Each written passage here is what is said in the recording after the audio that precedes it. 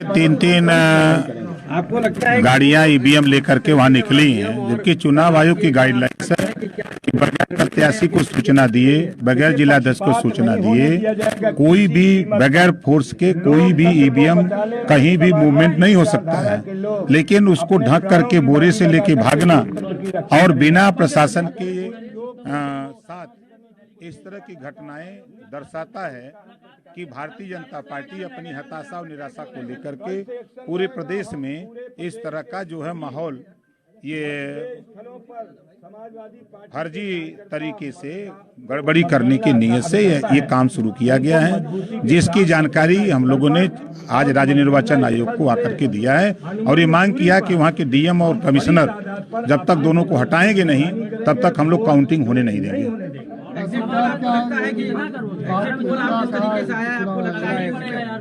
आश्वासन दिया इन्होंने और उन्होंने कहा कि हम इस पर त्वरित कार्रवाई करते हैं। हम लोग देख रहे थे कल सुबह तक, नहीं तो कल तक पूरे प्रदेश में हम लोग इसको आंदोलन करेंगे। उत्तर प्रदेश में आम जनता ने भारतीय जनता पार्टी को अपना आशीर्वाद दिया है। मैं दावे के साथ कह सकता हूं जो एग्जिट पोल है अभी इसमें और सुधार होगा। भारतीय जनता पार्टी प्रचंड बहुमत की सरकार बनाएगी। उत्तर प्रदेश के लोगों ने आदरणीय प्रधानमंत्री नरेंद्र मोदी जी की जो गरीब कल्याण की नीतियां थीं, सबको पक्का मकान, बिजली का कनेक्शन, गैस का कनेक्शन, शौचालय और इसके अलावा 5 लाख तक का निःशुल्क इलाज, किसान सम्मान निधि, जनधन खातों में कोरोना काल में जो 500-500 रुपये 3-4 बार डाले गए, यूपी गवर्नमेंट ने 1000 रुपये 2 बार डाले।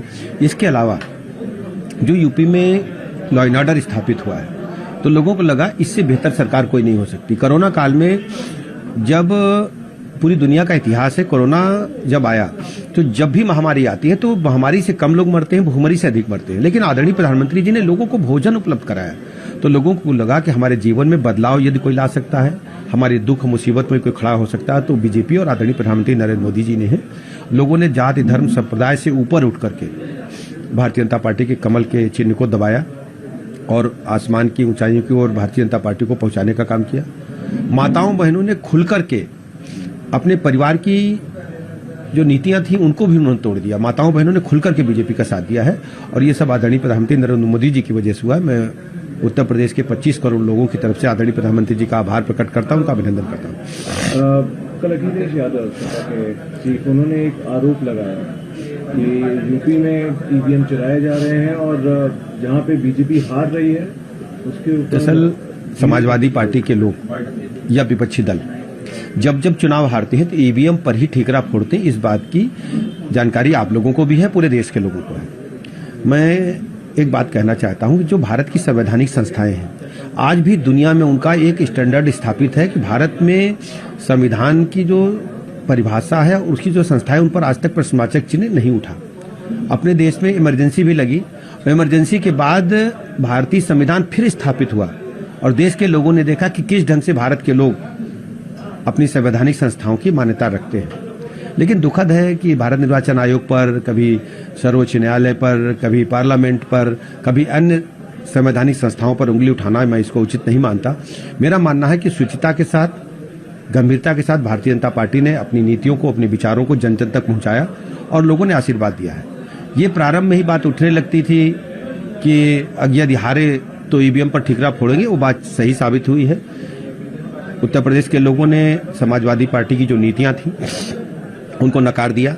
जब पहली सूची आई तो उसमें दंगाई थे, माफिया थे, गुंडे थे, मवाली थे, इवन देन रेप के गंभीर आरोपी थे, खनन के आरोपी थे, और तो और रहा ददुआ जैसे दुर्दान दस्त जिसने सैकड़ों हजारों हत्याएं की हैं, उनके परिवार को भी महिमा मंडित करके टिकट देकर के आपने काम किया। तो उत्तर प्रदेश के लोगों ने समाजवादी पार्टी सहित सभी विपक्षी दलों को नकार दिया और भारतीय जनता पार्टी को अपना आशीर्वाद दिया है।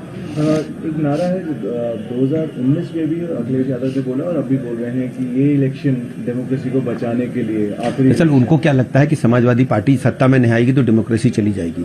वो सत्ता में रहने के इतने आदी लोग हो चुके हैं, उनको पता ही नहीं है। जैसे हम लोग डिस्कवरी ऑफ इंडिया पढ़ते हैं या कभी आप कांग्रेस के इतिहास में जाएंगे तो लोग कहते हैं कि जब जवाहरलाल नेहरू पैदा हुए थे तो उनके मुंह में चांदी का चम्मच था।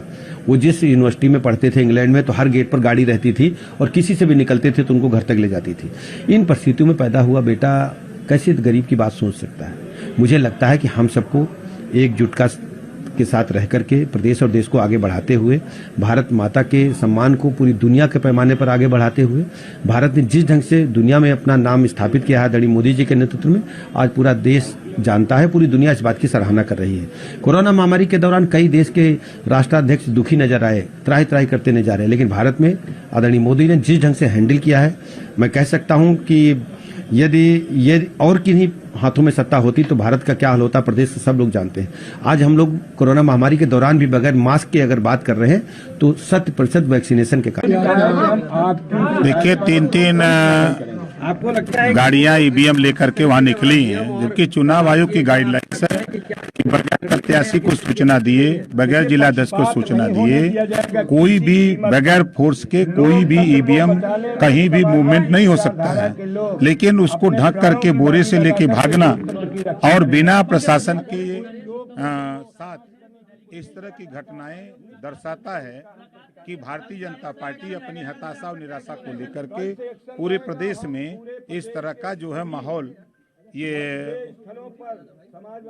फर्जी तरीके से गड़बड़ी करने की नीयत से ये काम शुरू किया गया है, जिसकी जानकारी हम लोगों ने आज राज्य निर्वाचन आयोग को आकर के दिया है और ये मांग किया कि वहां के डीएम और कमिश्नर जब तक दोनों को हटाएंगे नहीं तब तक हम लोग काउंटिंग होने नहीं देंगे।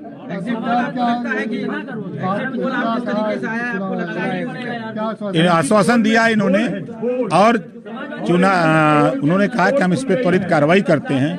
हम लोग देख रहे थे कल सुबह तक, नहीं तो कल तक पूरे प्रदेश में हम लोग इसको आंदोलन करेंगे। उत्तर प्रदेश में आम जनता ने भारतीय जनता पार्टी को अपना आशीर्वाद दिया है। मैं दावे के साथ कह सकता हूं जो एग्जिट पोल है अभी इसमें और सुधार होगा। भारतीय जनता पार्टी प्रचंड बहुमत की सरकार बनाएगी। उत्तर प्रदेश के लोगों ने आदरणीय प्रधानमंत्री नरेंद्र मोदी जी की जो गरीब कल्याण की नीतियां थी, सबको पक्का मकान, बिजली का कनेक्शन, गैस का कनेक्शन, शौचालय और इसके अलावा 5 लाख तक का निःशुल्क इलाज, किसान सम्मान निधि, जनधन खातों में कोरोना काल में जो 500-500 रुपये 3-4 बार डाले गए, यूपी गवर्नमेंट ने 1000-1000 रुपये 2 बार डाले। इसके अलावा जो यूपी में लॉ एंड ऑर्डर स्थापित हुआ है,